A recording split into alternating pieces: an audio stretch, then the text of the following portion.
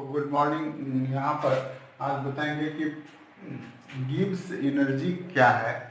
ये वैद्युत रासायनिक सेल की अभिक्रिया या गिब्स एनर्जी हम लोग देखो इसमें हम लोग इसको दिखाएंगे, बताएंगे। इसमें गैल्वेनिक सेल के द्वारा किया गया उत्क्रमणीय कार्य गिब्स ऊर्जा में कमी के बराबर होता है। गिब्स वैज्ञानिक का नाम है। इनके अनुसार था डेल्टा जी बराबर माइनस एन एफ ई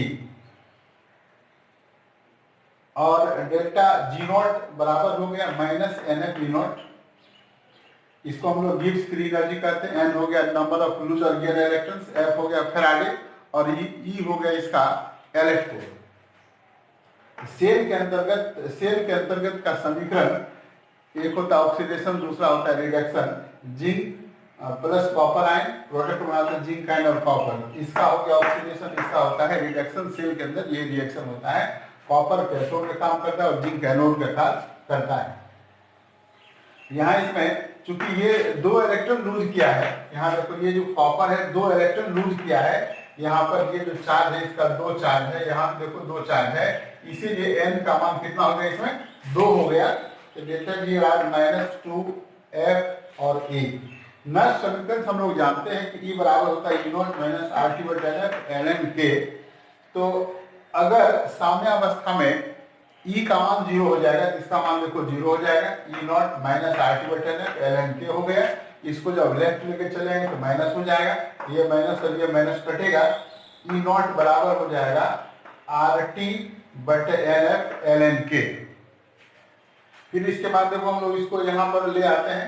तो चूंकि हम लोग जानते हैं कि यहाँ देखो जब इसको हम लोग क्रॉस मल्टीपल करेंगे तो NF E0 बराबर RT ln के, NF E0 बराबर RT ln के हो गया। चूंकि डेल्टा जी नॉट देखो यहाँ से है, यहाँ से देखो इसमें कि डेल्टा जी नॉट बराबर माइनस NF E0 हो गया। इस माइनस को लेफ्ट लेके चले जाएंगे, ये हो जाएगा माइनस डेल्टा जी नॉट बराबर NF E0 हो गया। अब देखो इसमें कि ये जो दिखता है कि इसका मान और यहाँ देखो इसका मान, ये दोनों मान बराबर है। तो हम लोग इसके बदले में क्या लिखेंगे डेल्टा जी नॉट। इसके बदले में क्या लिखेंगे delta G not minus delta G not बराबर हो गया RT ln के, या डेल्टा जी नॉट बराबर हो गया माइनस RT ln के, या इसमें हम लोग ln का मान देंगे। ln का मान शायद याद होगा, लिखा भी चुके हैं कि ln को जब हम लोग लिखते हैं ये होता है 2.303 लॉग हम लोग लिखते हैं। तो हम लोग इसमें इसका मान देखो यहाँ पर जब रखेंगे ये हो जाएगा तो माइनस होगा 2.303 RT। यहाँ पर ln बदला लिखेंगे लॉग के, ये कहलाता है गिब्स फ्री एनर्जी या गिब्स एनर्जी। अब देखो इसी में ये देखो ईंधन सेल है। ईंधन सेल क्या है कि कारक कोई भी केमिकल एनर्जी डायरेक्ट यदि इलेक्ट्रिकल एनर्जी में कन्वर्ट होता है, किसी को हम लोग कहते हैं ईंधन सेल, यानी chemical energy directly converted into electrical energy को हम लोग कहते हैं ईंधन सेल। यहाँ देखो ये एक प्रकार का सेल है, इसमें ये कैथोड ये एनोड लगा हुआ है। यहाँ पर इसके ये इससे टर्बाइन भी हम लोग इसमें निकाल सकते हैं। इधर से H2 जाता है, इधर से O2 जाता है और ये जो सॉल्यूशन है पोटेशियम हाइड्रोक्साइड का सॉल्यूशन है। और इसमें ये जलीय वैद्युत अपघटक यानी इलेक्ट्रोलाइट सॉल्यूशन इसमें डाला हुआ है। जब हम लोग इसमें इलेक्ट्रिसिटी पास करते हैं तो ये जिसके अंदर जो केमिकल है या chemical energy direct electrical energy में कन्वर्ट होता है, इसी को हम लोग कहते हैं ईंधन सेल। यानी इस प्रकार के ये इधर गिब्स एनर्जी है। यहाँ देखो इस प्रकार के गैल्वेनिक सेल में जिसमें हाइड्रोजन, मीथेन, मिथाइल अल्कोहल या methanol, hydrogen, methane, methyl alcohol या मिथेनॉल आदि के दहन से, यानी ये सब जब जलेगा आदि के दहन से प्राप्त ऊर्जा सीधे विद्युत ऊर्जा में परिवर्तित हो जाता है। इस प्रकार के सेल को ईंधन सेल कहते हैं। यानी वैसा सब्सटेंस, यानी वैसा केमिकल सब्सटेंस जो इमीडिएट आपस में बढ़ जल के वह सीधे केमिकल एनर्जी से इलेक्ट्रिकल एनर्जी में कन्वर्ट करता है, ईंधन सेल कहलाता है। फिर देखो इसमें O2 है, ये बनाता है हाइड्रोक्साइड आयन। रिडॉक्स में 11th में ये सब बता चुके हैं। O2 बनाता है OH आयन। तो हम लोग इस OH को बैलेंस करने के लिए 2H2 ऐड किए हैं। और O की संख्या 2, फिर यहाँ भी 2 तो 4 हो गया, H की संख्या 4 तो 4 हो गया। इस पर देखो 4 माइनस है, इसलिए 4 इलेक्ट्रॉन को हम लोग लेफ्ट साइड में जोड़ेंगे। ये इलेक्ट्रॉन गेन क्या है, ये गेन क्या है, रिडक्शन हो रहा है, इलेक्ट्रॉन का काम करेगा। ये H2 बना था H2O, फिर इधर हम लोग OH आयन जोड़ेंगे। इधर यहाँ पर देखो 4 OH आयन है, यहाँ पर 4 इलेक्ट्रॉन, ये इलेक्ट्रॉन लूज क्या है, ये होता है ऑक्सीडेशन, एनोड का काम करेगा। यहाँ पर इलेक्ट्रॉन इलेक्ट्रॉन कटेगा, ये भी और ये भी कटेगा, यहाँ बचेगा O2 तो O2 है, H2 तो H2 है, और यहाँ देखो इसमें यहाँ पर 2H2 है और यहाँ पर देखो 4H2 है, तो दोनों क्या घट जाएगा, तो ये तुम्हारा सेल का रिएक्शन है और ये बना देता है 2H2O जो इसके अंदर से निकलता है, यही कहलाता है। इसी को हम लोग कहते हैं ईंधन सेल। वैसा सेल जो chemical energy direct electrical energy में कन्वर्ट करता है, ये फ्यूल ईंधन सेल कहलाता है। आगे इसमें देखो, इसमें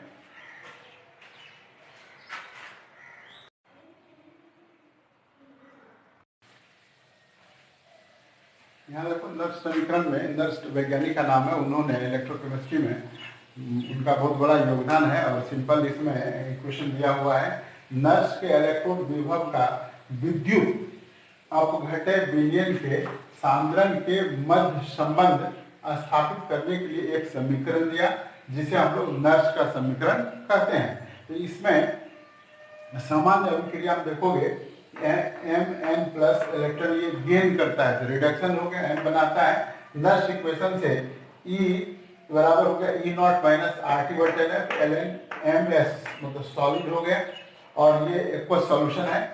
यहाँ पर इसमें ये देखो, ये हो गया इलेक्ट्रोड पोटेंशियल, E मतलब इलेक्ट्रोड पोटेंशियल, E नॉट मतलब standard electrode potential, R gas constant, T temperature, N हो गया नंबर ऑफ लूज और गेन इलेक्ट्रॉन्स, और ये जो F है ये हो गया फैराडे का नियम, जिसमें ln का मान देखो होता है 2.303, log 10 या E का यूज करते हैं, लेकिन हम लोग उसकी जरूरत नहीं है, इसलिए हम लोग log सिर्फ यूज करते हैं।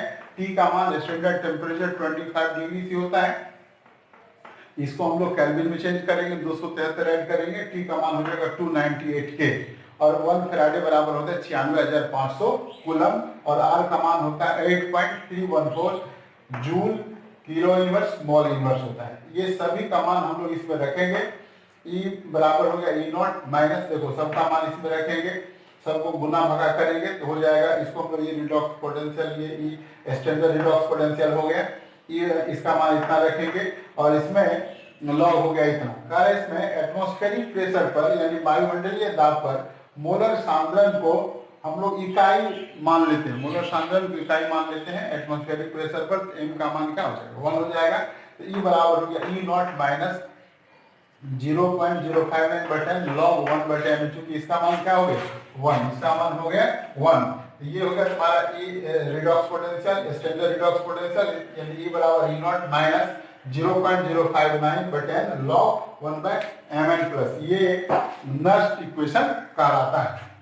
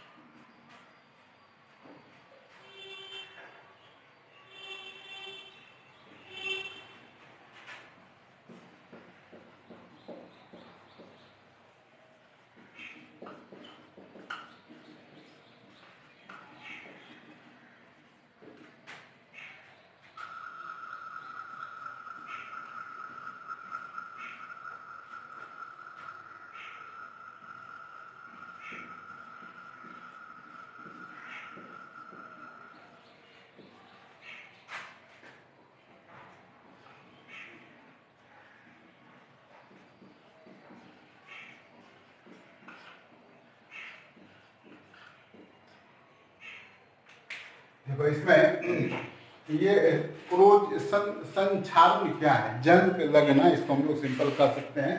संक्षारण क्या है, क्रोजन किसे कहते हैं। तो किसी भी सब्सटेंस को यदि हम लोग एयर में रखेंगे तो एयर से रिएक्शन करके उसका ऑक्सीडेशन हो जाएगा और धीरे धीरे वो क्या होगा, घटना शुरू हो जाएगा और वो धीरे धीरे टूटना शुरू हो जाएगा। इसी प्रोसेस को हम लोग कहते हैं संक्षारण यानी क्रोजन। इसमें यहाँ पर ये देख लो पहले कि वायु के ऑक्सीजन, कार्बन डाइऑक्साइड, जलवाष्प, सल्फर डाइऑक्साइड SO2 है।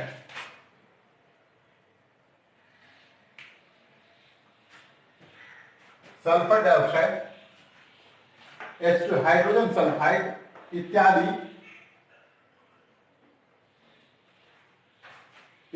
धातु के साथ रासायनिक अभिक्रिया होने के फलस्वरूप धातु का धीरे धीरे क्षीण होने लगता है। इसे धातु का संक्षारण कहते हैं। यानी ये सभी आपस में जब रिएक्शन करता है किसी भी धातु के साथ तो वह धीरे धीरे क्या होता है, घटने लगता है, जंग लगता है, टूटने लगता है। इसी क्रिया को संक्षारण कहते हैं। जैसे देखो लोहे में जंग लगना, चांदी का मलिन होना, इसके कारण मकान, पुल, बांध, जहाज इत्यादि क्या होता है, क्षतिग्रस्त हो जाता है। देखोगे कि सरकारी आवास पर खास करके पीपल का पेड़, ये बरगद का पेड़ जमा हो जाता है और धीरे धीरे मकान क्या होता है, क्रैक हो जाता है। एक जगह कहीं रोड टूट गया, देखोगे कि धीरे धीरे पूरा रोड टूट जाता है। ये सभी क्रोजन है। यदि उसी को रिपेयरिंग कर दे तो वह सही हो जाएगा, लेकिन रिपेयरिंग तो होता नहीं है। जो एक बार टूट गया वह टूटते चला जाता है। इसी क्रिया को हम लोग कहते हैं क्रोजन कहते हैं। जैसे लोहे का परमाणु का ऑक्सीकरण होता है, यहाँ देखो इसमें ये जो Fe है, Fe++, इसका ऑक्सीडेशन हो गया, एनोड का काम करता है। E0 का मान होता है, ये नॉट का मान होता है -0.44 वोल्ट। यदि इसमें देखो ऑक्सीजन बना था H2O, ये इलेक्ट्रॉन क्या करेगा, गेन करेगा, कैथोड का काम करेगा। इसमें HN/O2 का मान होता है 1.23। जब दोनों को जोड़ेंगे, क्योंकि एक एनोड दूसरा कैथोड का काम करता है, और ये कटेगा, तो ये जो Fe है, यहाँ देख लो ये Fe हो गया, यहाँ पर 2Fe है, यहाँ देखो O2 है, यहाँ 4HN है, और ये बना लेता है इसमें ये यहाँ पर देखो 2Fe तो 2FN, 2H2 तो 2H2O। यही प्रोसेस कहलाता है इसका संक्षारण। अब देखो इसी में इस अभिक्रिया में ये जो फेरस आयन है, यदि आयरन पर 2 चार्ज होगा तो फेरस हो जाएगा, 3 होगा तो फेरिक हो जाएगा। यानी मिनिमम है तो अस हो जाएगा और मैक्सिमम है तो इक हो जाएगा। वही पहली इस अभिक्रिया में ये जो आयरन है, ये फेरस आयन ऑक्सीकृत होकर फेरिक आयन में बदल जाता है। फेरस आयन फेरिक आयन में बदल जाता है। इसे जो फेरिक हाइड्रोक्साइड Fe2O3 के रूप में जमा होता है, और इसी प्रोसेस को हम लोग संक्षारण कहते हैं। अब जैसे देखोगे इसमें E0 सेल बराबर होता है E0R माइनस हो गया E0L, यानी कैथोड एनोड। इसमें तो किधर लिखा हुआ है E0R का मान होता है, यहाँ तो लिखा हुआ है इसमें 1.23 है, और इसमें E0L का मान है, यहाँ देखो -0.44 वोल्ट। अब इस दोनों का मान हम लोग इसमें रखेंगे। जब इसमें रखेंगे तो यहाँ पर हो गया E0R का मान 1.23 -0.44 हो गया, 1.23 प्लस 0.44। जब इसको हम लोग दोनों को जोड़ देंगे तो यहाँ पर हो जाएगा 1.6 और 7 वोल्ट। यही इसका आंसर हो गया। ये कहलाता है संक्षारण। संक्षारण का मतलब हो गया कि यदि किसी मेटल के साथ ऑक्सीजन, कार्बन डाइऑक्साइड, जलवाष्प, सल्फर डाइऑक्साइड, हाइड्रोजन सल्फाइड, ये सभी रासायनिक अभिक्रिया होने के फलस्वरूप धातु का धीरे धीरे क्या होता है, छिन्न होने लगता है। इसे धातु का संक्षारण कहते हैं। ये इलेक्ट्रोकेमिस्ट्री समाप्त हो गया है, और जब भी क्वेश्चन आएगा तो जितना बताए हैं उसी से आएगा। ऑफलाइन क्लास यदि शुरू होता है तो फिर इसको जो प्रॉब्लम होगा उसको भी बताएंगे। तो तुम लोग इसको मन से पढ़ना। और ये अब एक ही लास्ट 4 चैप्टर समाप्त हो गया, एक ही चैप्टर बचा हुआ है सरफेस केमिस्ट्री, उसको भी बता देंगे। और तुम लोगों को कहीं किसी तरह की दिक्कत होगी तो कॉल भी कर लेना, व्हाट्सएप भी कर लोगे, और इसको हर हाल में याद करोगे कि जितना परीक्षा में आने लायक है उससे अधिक बता रहे हैं। क्योंकि लॉकडाउन है, अब कुछ दिन में देखो लॉकडाउन अब क्या स्थिति होता है। तुम लोगों का काम है, क्योंकि हम जब इतना मेहनत, बहुत मेहनत लगता है, जब हम इतना मेहनत से बता रहे हैं तो तुम्हारा फर्ज बनता है कि हम इसको पढ़ें, और निश्चित रूप से पढ़ने के बाद सफलता मिलेगी ही मिलेगी। Thank you. इसको थोड़ा लाइक और सब्सक्राइब कर देना। Thank you very much.